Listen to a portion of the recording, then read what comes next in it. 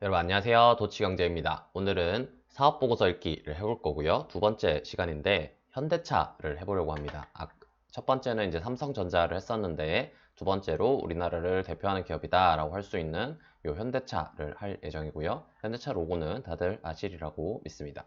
네, 시작을 해보겠습니다. 네, 오늘도 역시 다트에 들어가서 현대차가 아니라 현대자동차라고 검색하셔야 나와요. 상장되어 있는 이름은 현대차지만 실제로 회사명은 현대자동차이기 때문에 현대자동차로 검색하셔서 사업보고서를 들어가 보면 됩니다. 현재 기준으로 분기보고서와 반기보고서도 나와 있지만 사업보고서를 읽어보도록 하겠습니다. 들어가시면 첫 번째 사업보고서 페이지 나오고 그 다음에 1번 회사의 개요부터 보겠습니다. 보시면 영문 현대모터 컴퍼니라고 해서 HMC라고도 부르고 우리나라명으로 현대자동차 주식회사가 정식 명칭이다. 그래서 1967년 12월 29일에 설립됐고 본사는 서울 서초구 한릉로 12 여기가 양재동이라고 되어 있고요. 당연히 중소기업은 아니고 주로 하는 일은 자동차와 자동차 부품의 제조 및 판매, 차량 정비 같은 걸 하고 그 다음에 차량 할부 금융, 결제 대행 업무 이런 것도 하고 있고요. 그 외에 철도 차량 제작 같은 사업도 하고 있다라고 설명을 하고 있습니다. 여기 서초동, 양재동 본사에 가보면 여기 현대차와 기아차가 나란히 있는 걸 볼 수 있고요. 여기가 각각 두 회사의 본사입니다. 두 회사가 같은 그룹이라는 건 다들 아실 거라고 믿습니다. 그래서 현대차, 기아차 두 회사의 본사 건물 모습이고요. 지금 현대차가 이사 간다라는 말이 많은데 여기가 이제 삼성동의 한국전력 부지예요. 여기 보면은 무역센터, 코엑스 무역센터도 있고 잠실 야구장도 보이죠. 여기가 야구장이고 여기는 주경기장이고 어쨌든 여기가 삼성동 한전부지인데 여기 이 땅을 10조 원 주고 샀어요. 그래서 이 땅에다가 롯데월드 타워보다 더 높은 100층이 넘는 초고층 빌딩을 하나 지을 예정이다 라고 말을 하고 있고요. 옆에 뭐 조그만한 빌딩도 조그만하지 않죠. 무역센터가 이만한데 더 큰 걸 보면 어쨌든 이런 빌딩도 짓고 이런 빌딩도 짓고 뭐 이런 컨벤션 센터 같은 것도 짓고 이렇게 많이 지어서 여기로 이사 가겠다라고 계획은 있는데 아직까지 공사를 제대로 못하고 있습니다. 그래서 언제 이사 갈지 모르고 아마 2025년 내외가 되지 않을까라고 짐작만 하고 있는 상황입니다. 어쨌든 현대차의 사업 보고서를 읽어보겠습니다. 계속 회사의 개요에서 연결 대상 종속 회사에 대해서 설명하고 있는데 아까 말했던 금융업을 하는 현대캐피탈과 현대카드 이게 왜 있냐면은 자동차를 할부금융으로 사잖아요. 그렇기 때문에 그 할부금융을 하는 회사인 캐피탈 그리고 카드로 결제하겠죠. 현대카드 이런 회사들이 중요합니다. 그래서 현대차 대부분의 이제 글로벌 자동차 회사들은 이런 금융회사가 긴밀하게 연결되어 있는 경우가 많고 현대차 역시 마찬가지다. 그 다음에 지하철, 철도를 만드는 로템, 그 다음에 자동차 부품을 만드는 현대캐피코 이런 회사도 있고 기타 등등 이런 회사도 있지만 좀 특이하게 전북 현대모터스라는 프로축구단도 가지고 있다라고 이 정도 연결 대상 회사가 있다라고 보시면 되고 물론 쭉 더 있지만 제가 잘랐습니다. 워낙 많기 때문에 네, 계속 읽어보면 신용등급에 대해서도 말하고 있어요. 이 회사가 얼마나 돈을 빌려가서 잘 갚느냐에 대해서 평가를 하는 지표인데 제일 최근 지표를 보면 1900이래.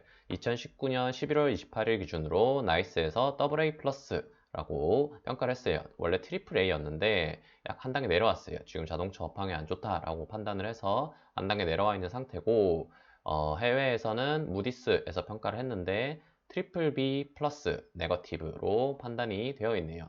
트리플 B 플러스 네거티브면 이제 조금 등급이 그렇게 높지는 않다라고 볼 수 있습니다. 지난번에 삼성전자는 AA 마이너급이었죠. 굉장히 높은 등급이었는데 우리나라 2대 회사라고 볼 수 있는 현대차에서 바로 이렇게 트리플 B 플러스까지 확 내려간 모습을 보여주고 있습니다. 그리고 회사채 역시 11월 27일 기준으로 AA 플러스 한계평에서 이렇게 평가를 했다라고 나와 있네요. AA 플러스면 어쨌든 그래도 굉장히 우량한 회사다라는 건 틀린 말은 아닌 것 같습니다. 계속 읽어보면 이제 현대차는 이제 사업 보고서에 정관의 변동 내역이 나와 있어요. 정관상의 목적 사업이 현재는 29개고 상세 내역은 아래와 같다.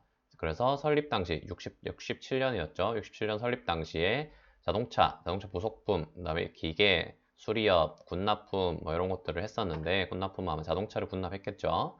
71년에 추가를 해서 수출입도 추가를 하고 뭐 이런 수출입 관련된 업인 것 같고 77년에 이제 주물 및 이런 기계 관련된 기초 소재 산업도 있었고 82년에 군납품업은 삭제를 했네요. 계속 보면 84년에 축구단을 처음 이제 만든 것 같고 86년에 항만도 만들었고 이제 수출을 하기 위해서 도매업, 항만 하역 사업 그리고 도매업도 했고 90년에 와서는 부동산 임대업을 했네요. 사옥이 생겨서 부동산 임대업을 추가한 것 같습니다. 그리고 96년에는 청소년 수련 시설을 만들었네요. 별걸 다 했습니다. 97년에는 자동차 관리 사업, 중고차 매매도 하고 폐차도 하고 아주 별걸 다 했습니다. 현대차. 그리고 99년에는 뭐 중기 정비 사업, 그다음에 정비기기, 석유 및 석유류 제품, 휘발유까지 팔았나 싶을 생각이 드는데 아마 현대오일뱅크가 아닌가 생각이 듭니다. 주차장도 운영했어요. 과연 자동차로 관련된 걸 모든 걸 하고 있는 것 같습니다. 세차기, 그 다음에 가스 실험 LPG 차 때문에 했는지 아니면 정유를 하면서 같이 했는지 모르겠지만 어쨌든 가스 시설도 하고 특수 목적용 차량 99년에 아주 일을 많이 벌렸네요. 여러 가지를 많이 했습니다. 그리고 역시 99년에 공작 기계 및 동부소품 이것도 자동차 부품을 만드는 데 쓰는 기계조차도 우리가 만들겠다라고 기계, 공작 기계까지 정관에 추가를 했고 2000년에 와서는 아주 막장입니다. 전자상거래 및 인터넷 관련 사업 2000년 닷컴 버블에 편승해서 현대차가 전자상거래도 해봤다라는 충격적인 사실을 보여주고 있습니다. 네, 계속 읽어보면 2002년에 보면은 교육사업도 합니다.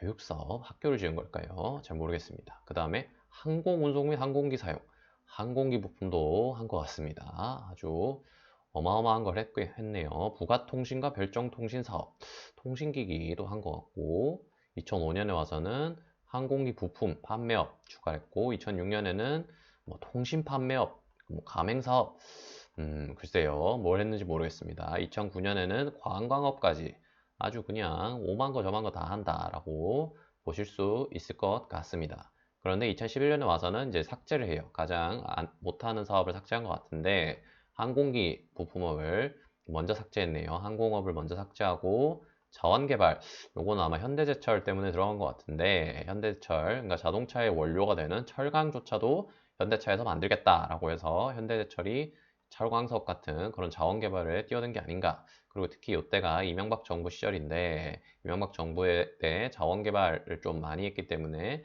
현대차도 하지 않았나 싶은 생각이 드네요. 2013년에는 채철 및 제강업, 요거랑 좀 연결되는 것 같죠. 현대제철 이야기고 가스시설 시공업도 했다라고 되어 있고 19년에는 뭐 그냥 코멘트 했고 20년에는 이동수단과 부품 제조 판매업이라고 수정을 했고 전기차 관련된 이야기도 있네요.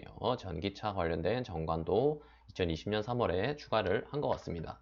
어쨌든 현대차가 지금 29개의 정관을 가지고 있는데 각종 별의별 사업을 다 했다 보면은 뭐 항공기 부품업은 없어졌지만 뭐 호텔 같은 그런 것도 한 것 같고 관광업도 한 것 같고 아까 뭐 전자상거래 이런 것도 있었고 학원 같은 뭐 평생교육이었나 학원이었나 어쨌든 그런 것도 있었고 청소년 수련회도 있고 하여튼 뭐 오만 거 저만 거 다 하는 회사다라고 의외로 자동차 외에도 굉장히 많은 걸 한다라고 보실 수 있네요.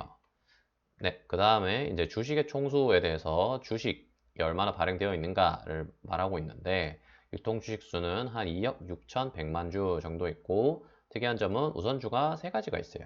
우선주가 이렇게 세 가지가 있는데 보면은 1번 우선주, 2번 우선주, 3번 우선주 있는데 2번이 제일 많죠. 그다음에 1번, 그다음에 3번은 거의 미미한 수준입니다. 그래서 요게 왜 이렇게 있냐면 이제 원래 현대차가 우선주가 있었고 현대차가 어떤 회사를 인수했는데 그 회사가 이미 우선주가 있어서 우선주가 두 가지가 됐어요. 뭐 이런 식으로 세 가지가 생긴 걸로 알고 있거든요. 어쨌든 이 우선주가 세 가지가 있는 특이한 회사다라고 알 수 있습니다.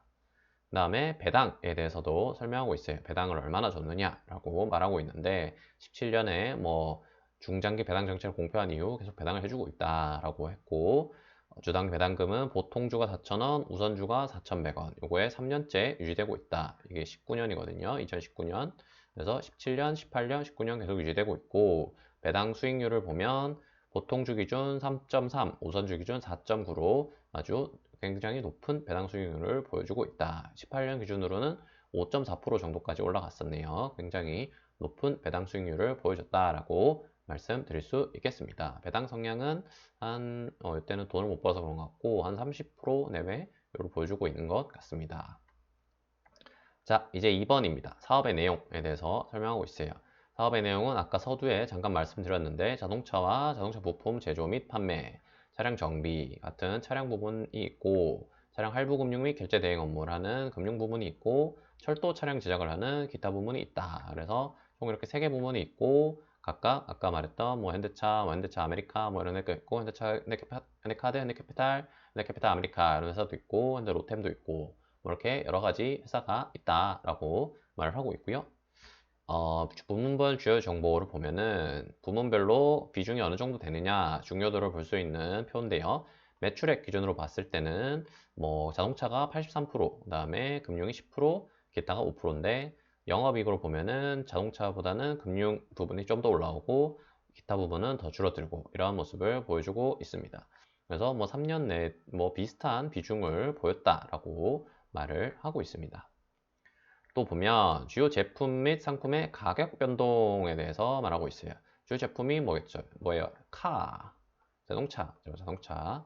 자동차의 주요 제품 가격 변동을 보면은 완성차, 해외 완성차 이렇게 있고 승용차가 조금 더 비싸네요. 이게 단순 판매 가격 평균이기 때문에 뭐 승용차를 더 비싸게 판다라기보다는 승용차 라인에는 제네시스 같은 고급 라인이 있죠. 제네시스라는 고급 라인이 있어서 이런 고급 라인 때문에 평단이 올라간 게 아닌가 생각이 듭니다. 그리고 RB는 이제 SUV 같은 레저 비어클인가요? 이게 SUV 같은 걸 포함하는 건데 2017년에 낮았다가 18년 확 올라왔다가 19년에 확 좀 떨어진 그래서 18년에 펠리세이드 같은 좀 고급 SUV가 나왔다가 여기서 소형 SUV가 많이 팔리면 좀 떨어진 게 아닌가라는 생각이 듭니다. 저희는 피셜인데 뭐 어떤 게 많은지는 잘 모르겠습니다. 그리고 세단은 아무래도 고급차 위주로 많이 팔린 게 아닌가 생각이 들고요. 해외에서도 해외는 단가가 좀 낮네요. 해외는 아무래도 현대차가 좀 저렴한 브랜드 이미지다 보니까 평균 판매 가격이 좀 낮은 것 같고 SUV 라인도 마찬가지인 것 같습니다. 근데 보면은 17년에는 오히려 해외에서 SUV가 더 비싸게 팔렸는데 이제는 역전이 돼서 우리나라에서 더 비싸게 팔린다라는 것도 볼 수 있고 승용차는 뭐 비슷한 가격 흐름을 보여주고 있네요. 네, 계속 읽어보겠습니다. 생산 및 설비에 관한 사항, 생산 능력, 그러니까 제조업이니까 과연 몇 대나 1년에 생산할 수 있느냐에 대해서도 설명을 하고 있습니다. 보시면 우리나라에 있는 공장은 2019년 기준으로 1년에 170만 대 정도를 생산할 수 있고 뭐 17, 18년도 비슷했네요. 오히려 줄었네요. 그 다음에 북미에서도 37만 대, 아시아에서 69만 대, 유럽에서는 공장이 여러 개 있어서 총 한 70만 대, 그리고 남미에서도 21만 대 정도 생산을 할 수 있는 것 같습니다. 남미에는 지금 3만 대 정도가 는 상태고 18년 대비해서 나머지는 뭐 여기 아시아 공장에서도 늘었네요. 아이가 어딜까요? 인도려나 인도네시아려나 모르겠지만 어쨌든 여기 공장이 있고 여기는 똑같고 여기는 오히려 줄었고 이런 상황입니다. 계속 보면 이제 공장의 생산 능력 알았는데 가동률은 얼마나 되느냐에 대해서도 설명을 하고 있어요. 19년 기준으로 가동률을 봤는데 생산 능력 우리나라 아까 174만 대인데 오히려 초과 생산에서 102% 가동률 102%를 기록했고 그 다음에 여기는 유럽 어딘지 모르겠는데 123%를 기록해서 아주 오버 생산을 한 상황이다 라고 말을 하고 있고 여기는 이제 유럽 공장인데 좀 많이 미달한 상황이다 라고 말을 하고 있습니다. 그 다음에 뭐 기타 부문도 있는데 방산 부문도 오버해서 생산을 했네요. 네, 계속 읽어보면 향후 투자 계획에 대해서도 설명을 하고 있습니다. 우리 현대차가 과연 앞으로 얼마나 투자할 것이냐 2020년 기준 계획이고요. 보면은 우리나라에 제일 많이 투자하죠. 아무래도 금액이 지금 억 원 단위이기 때문에 이게 2조 4천억 2조네요. 2조 4천억 을 우리나라에 투자할 예정이고 뭐 미국이나 인도, 터키, 체코 이런 데도 수천억 단위, 그다음에 이런 데는 수백억 단위로 투자할 예정이다라고 설명을 하고 있습니다. 연구개발 비용, 이제 연구개발 신기술을 위해서 R&D에 얼마나 투자를 하느냐, R&D에 얼마나 투자를 하느냐에 대해서도 설명을 하고 있는데 개발 비용이 한 3조 원 정도 19년에 사용됐고 매년 조금씩 늘어왔네요. 2조 4천억, 2조 7천억, 3조 원. 그 다음에 정부 보조금도 일부 있었고 매출 대비 비중이 계속 늘었다. 그래서 현대차가 미래를 위해서 투자를 적극적으로 하고 있고 그 투자 금액도 날이 갈수록 늘고 있고 R&D가 매출에 차지하는 비중도 늘고 있어서 아주 미래를 위한 투자를 많이 하고 있는 아주 굿 기업이다 라고 판단을 할 수 있겠습니다. 네, 계속 읽어보면 재무에 관한 사항 드디어 이제 3번으로 넘어왔습니다. 요약 재무 정보를 먼저 보시면 뭐 숫자 많지만 중요한 숫자만 보면 2019년 기준으로 자산이 194조 원 정도 되고 부채는 118조 원 그리고 자본 76조 매출 105조 영업이익 3조 6천 당기순이익 3조 1천 이 정도 되는데 보면은 이제 자본보다 부채가 더 많은 게 좀 부채 비율이 높아 보이는데 사실 아까 말했다시피 현대차에는 금융회사들이 있어요. 금융회사 카드라든가 캐피탈이라든가 이런 회사들이 있는데 금융회사들은 아무래도 남의 돈을 빌려서 장사를 하는 그런 경우이기 때문에 부채 비율이 높을 수밖에 없어요. 걔들이 섞이면. 그래서 제조업치고 부채 비율이 높아지는 건 이런 금융회사가 있기 때문이다 라고 이해를 하시면 될 것 같습니다. 매출이 105조인데 영업이익이 3조 6천 나는 거 보면 영업이익률은 한 3% 내외가 되지 않나. 그래서 조금 마진율이 박하긴 하지만 그래도 안정적으로 돈을 벌고 있는 회사다라고도 볼 수 있겠습니다. 여기 보면 연계를 포함된 회사 수를 해서 129개가 있죠. 뭐 해외 자회사 같은 포함하면 굉장히 많기 때문에 이 정도 되는데 어쨌든 중요한 건 얘들이 재무제표를 조금 왜곡시키고 있다라고 판단하시면 될 것 같습니다. 연결 재무제표 주석에 보면은 그런 거에 대해서 굉장히 자세하게 설명을 하고 있을 텐데 다 읽을 순 없고 대충 읽어보면 주요 주주에 대해서도 설명하고 있어서 현대모비스가 대주주고 정몽구 회장이 그 다음 개인으로선 최대 주주다라고 말하고 있고 연결 대상 종속기업에 아까 현대캐피탈도 있고 현대카드도 있다 그랬죠. 여기 좀 잘렸는데 그 정도 있다라고 설명을 하고 있고요. 연결 대상 주요 종속기업의 요약 재무 상태를 또 설명하고 있습니다. 여기 보시면 금융회사 두 개가 총 자산이 32조인데 총 부채가 굉장히 높은 수준을 보여주고 있죠. 그래서 부채 비율이 굉장히 높기 때문에 현대차의 연결 재무 상태표에서 조금 왜곡이 발생한다. 그리고 얘들은 한 매출은 뭐 3조 2조, 당기순이익은 3,500억, 1,670억 정도로 뭐 크진 않지만 어느 정도 기여를 하고 있다. 로템은 좀 적자지만 적자폭이 뭐 엄청 크진 않고 한 마이너스 3천억 엄청 큽니다. 사실 회사 규모에 비해서 규모가 4조밖에 안 되는데 적자가 3,600억이라니 굉장히 큽니다. 어쨌든 뭐 적자 보는 법인도 있고 흑자 보는 법인도 있고 해서 총 흑자를 보고 있기 때문에 큰 무리 가는 수준은 아니다라고 판단을 할 수 있겠습니다.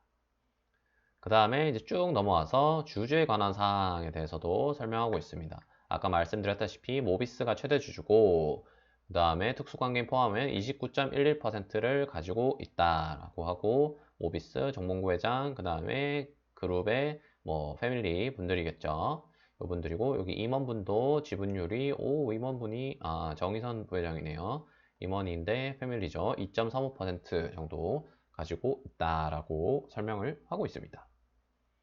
그리고 주식 분포는 국민연금공단이 역시 우리나라의 대부분의 대기업 주식을 가지고 있는 국민연금이 여기 10%를 가지고 있다라고 볼 수 있고 캐피탈그룹이 또 5%를 가지고 있네요. 우리사주도 뭐 0.3% 정도 가지고 있다라고 설명을 하고 있고 우리의 소액주주, 저 같은 소액주주들이 이 회사의 지분을 99.94%의 주주지만 49.27%의 지분밖에 가지고 있지 않다라고 우리 소액주주들이 이 정도 가지고 있다라고 설명을 하고 있습니다. 계속 읽어보면 이제 직원, 임원 및 직원에 관한 사항에서 직원이 몇 명 있고 얼마나 받는지에 대해서도 설명하고 있는데요. 네. 자동차 부문을 보시면 총 직원이 7만 명 정도 되는데 대부분 남자죠. 여자는 7만 명 중에 3,700명밖에 없습니다. 90% 가까이가 남자인 회사다라고 볼 수 있겠습니다. 90% 넘죠. 지금 3,700명이면 거의 95% 정도가 남자고 1인 평균 급여액은 평균 9,600만 원, 근속연수는 평균 19년, 굉장히 오래 다니는 회사다. 이 회사에서 19년 다녔다고 머리 좀 목 좀 빳빳하게 들라치면 어디 19년 따위가 라는 말을 듣기 딱 좋은 아주 30년씩 다니시는 분들이 굉장히 많은 회사가 아닌가 생각이 들고요. 그거에 비해서 연봉은 9,600만 원이면 근속연수에 비해서는 그렇게 막 높진 않아 보인다. 왜냐면 뭐 대부분 좀 제조 공장에서 일하시는 분들이 상당수를 차지할 거기 때문에 그렇게 많은 급여를 받는 것으로 보이지는 않습니다. 그 외에도 소속 외 파견 근로자들도 있다라고 보실 수 있겠습니다. 또 계속 보시면 이게 왜 이러지? 개인별 보수 지급액 중에 5억 원 이상 상위 5명이 있는데 뭐 이게 정몽구 회장, 정의선 부회장, 그 다음에 여기 부회장님이고 뭐 외국인들도 있네요. 정몽구 회장이 41억, 정의선 부회장이 34억 정도로 뭐 급여를 받고 있다라고 설명을 하고 있습니다. 그 다음 이제 마지막 계열회사에 대해서 설명하고 있는데요. 계열회사 아까도 계속 이야기하고 있지만 국내에 53개가 있고 상장사가 12개, 비상장사가 41개 있다. 상장사만 제가 가져와 봤는데 현대차 당연히 본인이고 기아차, 현대제철, 모비스, 건설, 글로비스, 위아로 쭉쭉쭉 있습니다. 그래서 이 12개 회사가 현대차 그룹의 계열사다. 이외에 이제 현대가 붙은 기업들도 있어요. 현대중공업이라든가 현대백화점, 현대해상 이런 회사들도 있는데 예전에 이제 형제난이라고 해서 현대차 그룹에서 조금 경영권 분쟁이 있었는데 그때 각 계열사들의 뿔뿔이 흩어져서 지금 요 현대차라는 이름으로 남은 회사는 요 정도 회사만 가지고 있다라고 보시면 될 것 같습니다. 네, 여기까지 현대차 사업보고서 읽기를 마치도록 하겠습니다. 감사합니다.